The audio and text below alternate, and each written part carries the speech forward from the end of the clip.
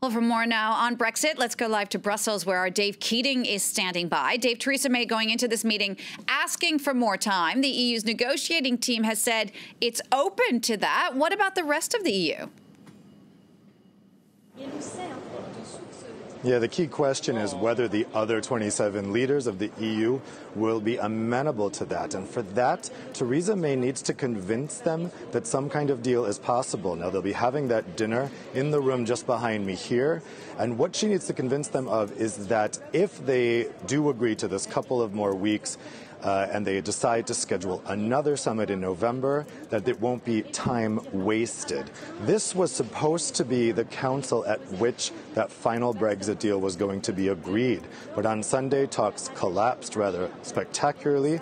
We were told there would be no more talks before this council, and so now we're left with nothing on the table. Now, as Donald Tusk mentioned there in the clip, this now means that a no-deal Brexit is more likely than ever, and the EU27 leaders are anxious to start planning for that. This could be something that sends shockwaves throughout the global economy, but particularly here in Europe. And they say, look, we can't spend 3 weeks continuing negotiations if apparently there's no progress that can be made. We need to spend those weeks preparing for this no-deal scenario. Dave, let's say that they do have this other summit then in November. What still needs to be resolved in order to get a deal?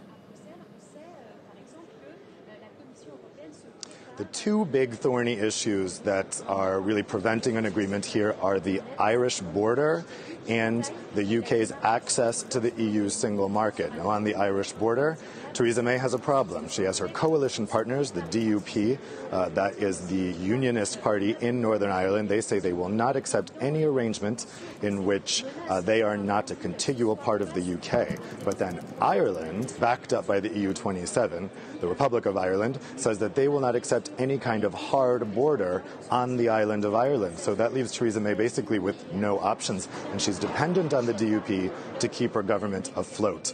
Now, the second problem here is what Theresa May wants in terms of access to the single market. She's come up with this plan where the UK would have access to the single market for goods, but not for services. The EU says that's a non-starter. You can't cherry pick what you want in terms of single market access. So on both of these issues, the leaders are really seeing this as an insurmountable problem. So they say, what is the point of giving negotiators another couple weeks to negotiate on something where the UK says, look, these are our red lines, and the EU says, well, those red lines are not deliverable. Let's start preparing for a no deal. So what's key to watch tonight is whether Theresa May is ready to make a compromise on either of those issues.